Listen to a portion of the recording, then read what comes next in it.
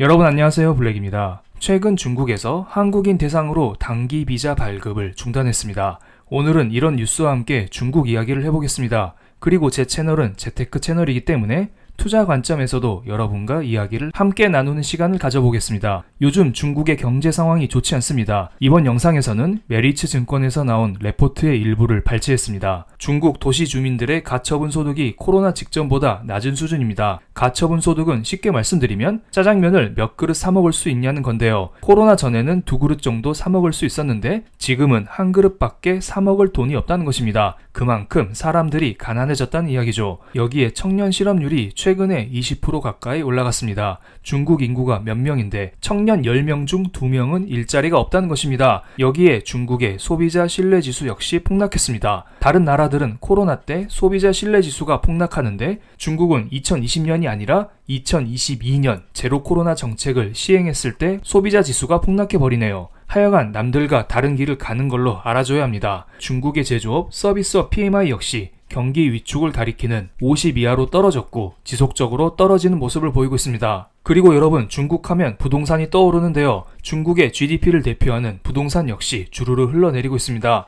그나마 맨 위쪽에 있는 1선 도시는 가격 방어를 하고 있지만 2선, 3선 도시들은 무너지는 모습을 보이고 있습니다. 1선 도시들은 한국으로 치면 강남으로 보시면 됩니다. 최상위 입지는 그나마 버티지만 다른 도시들은 하락하고 있다는 것입니다. 한국과 비슷한 느낌이 듭니다. 그러니까 자연스럽게 사람들이 모기지 대출을 받지 않고 예금으로 몰리고 있는 상황입니다. 여기까지 보니까 한국과 정말로 비슷하기도 합니다. 이렇게 경제가 좋지 않으니 중국 공산당 입장에서는 무언가 해야겠다는 생각이 들겠죠. 그런데 작년 11월에 중국의 제로 코로나 정책에 반대하는 백지 시위가 열리게 됩니다. 사람들이 이렇게 아무 말도 하지 않겠다고 백지를 들고 시위에 나섰습니다. 그러면서 시진핑 아웃, 공산당 아웃을 주장하고 있는데요. 이러한 시위가 전국적으로 확산되자 중국 정부는 마지못해 코로나 규제를 하나둘씩 해제하게 됩니다. 다른 나라들은 이미 다 해제하고 있었는데요. 중국은 시위에 못 견뎌서 뒤늦게 한 것입니다. 실은 이놈들이 23년 3월달 양해 때 규제를 풀려고 했었거든요.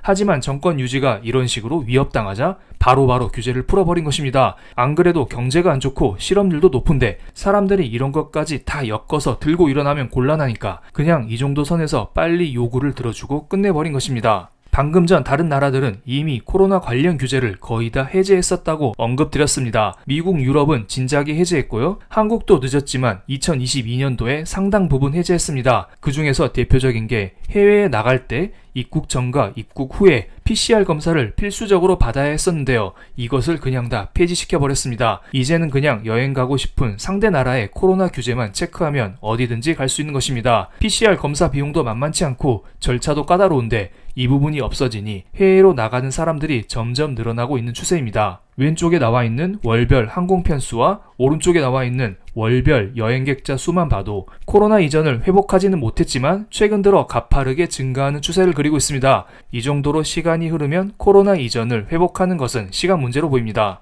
하지만 문제는 중국에서 발생했습니다. 한국도 코로나 규제를 풀었는데 중국도 최근에 코로나 규제를 풀어버리자 중국에서 한국으로 넘어오는 여행객들이 생기는 것이죠. 중국인 입장에서는 한국은 싱가포르 다음으로 선호하는 여행지라고 합니다. 그런데 이 말을 딱 들었을 때 이상한 생각이 들지 않나요? 이 사람들 PCR 검사도 안 받을 텐데 혹시나 코로나를 가지고 우리나라에 들어오는 거 아니야? 우리한테 코로나를 다시 퍼뜨리는 거 아니야? 아, 이거 골치 아픕니다. 그래서 한국은 다시 공항에서 PCR 검사를 부활시켰습니다. 그런데 중국인 대상으로만 PCR 검사를 부활시켰습니다. 이 기사가 나온 날짜가 1월 2일입니다. 1월 2일부터 중국인이 한국에 딱 오면 여기 사진처럼 안내를 받고 PCR 검사를 하게 됩니다. 그리고 검사 결과가 나올 때까지 별도의 공간에서 대기를 해야 하죠. 1월 2일 첫날 106명이 한국에 들어왔었는데 이 중에서 13명이 확진을 받았다고 합니다. 양성률이 10%가 좀 넘습니다. 그런데 그 다음날 1월 3일 입국자까지 다 합치면은 양성률이 22.7% 정도 나왔다고 합니다. 22%면 10명 중 2명이죠. 중국인이 10명 들어왔는데 이 중 2명은 코로나를 품은 채로 우리나라에 들어오는 것입니다. 엄청나죠? 그런데 문제는 앞으로 중국인이 계속 더더욱 들어올 텐데요. 언제까지 이들을 다 일일이 검사할 수 없습니다. 중국 사람이 몇 명인가요? 검사하는 사람들 팔 건강도 생각해야죠. 그래서 1월 5일부터는 중국인이 한국에 오기 전에 그냥 니네 나라에서 미리미리 PCR 검사 좀 받고 와, 이런 조치를 발표합니다. 여기 사진 보면 한국의 인천공항입니다. 중국인은 출발 전에 자기 나라에서 PCR 검사를 받고 또 한국에 와서 PCR 검사를 받아야 합니다. 중국인이라는 이유로 검사를 2번이나 연속으로 받아야 하는데요. 조금 짜증나긴 날 거라 봅니다. 그런데 어쩌겠나요? 중국에서 코로나가 요즘 대유행이니 이런 것들을 우리나라 입장에서는 미리미리 차단해야 할 필요가 있는 것입니다. 그런데 한국으로 들어오는 외국인 중에서 중국인을 구별하기 위해서 이렇게 노란 명찰을 차게 했나 봅니다. 그래서 중국에서 난리가 났습니다. 한국 사람들이 중국인을 차별한다. 중국 사람만 노란 명찰을 차게 하고 뭔가 특별한 취급을 한다. 또 이렇게 확진자가 격리되는 호텔 시설이 좋음에도 불구하고 확진자 격리 시설에 침대가 없고 온수가 나오지 않았다고 중국에서 난리를 치고 있습니다. 그래서 1월 초부터 중국에서 노노 한국이 유행하고 있다고 합니다.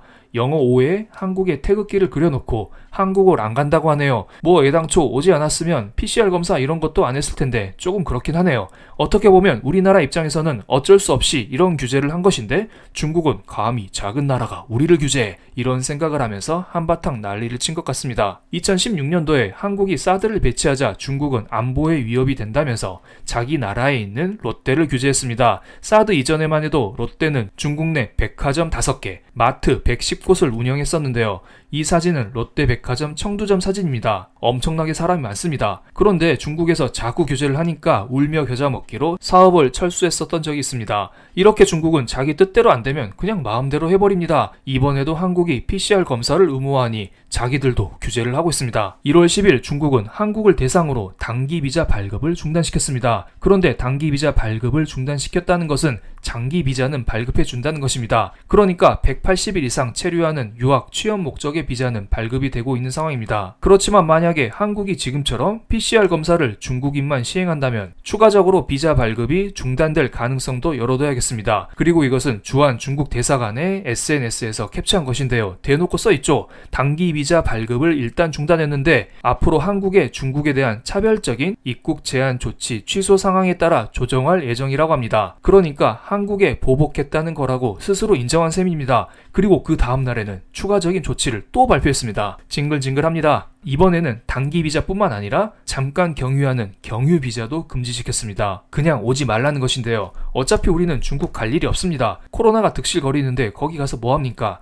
날 잡아먹으소 이렇게 적진으로 뛰어드는 것과 다름이 없죠. 그런데 산업계는 조금 다른 이야기입니다. 국내에는 많은 근로자가 중국에 파견 나가 있는데요. 파견 근로자들은 취업 비자를 발급받기 때문에 단기 비자와는 무관합니다. 하지만 긴급하게 단기 비자를 받아 출장을 가는 게 불가능해졌습니다. 여기에 개인 사업자들이 단기 비자를 받아 중국으로 사업을 확장해볼까? 이런 생각을 했었던 분들도 이게 불가능해졌습니다. 또한 만약에 이런 식으로 중국인들의 한국에 대한 감정이 안 좋아지면 중국을 상대로 장사하는 화장품 면세업계는 큰 타격을 받을 수 있을 것으로 보입니다. 물론 예전보다 대중 매출이 많이 줄었지만 그래도 무시할 정도는 아니거든요. 그리고 앞서 설명드렸듯 중국에서 추가적으로 취업비자 같은 장기 비자도 중단시킬 가능성이 있기 때문에 이 문제는 쉽게 끝날 일은 아니라 봅니다. 이를 해결하기 위해서는 중국에서 빨리 코로나가 잡혀서 한국도 자연스럽게 중국인 대상으로 PCR 검사를 폐지하는 수밖에 없습니다. 그러니까 백신도 잘 맞고 관리를 잘해야겠죠. 이것은 중국 질병통제센터에서 나온 것을 메리츠증권에서 정리한 것인데요. 중국이 앞으로 3차례 정도 오미크론 바이러스 확산 과정을 겪을 것이라는 것이죠. 발음이 조금 꼬였는데요. 이 과정 속에서 중국은 확진자 수가 점점 줄어들 것 같습니다. 그런데 중국에서 어느 정도 코로나가 잡히기 위해서는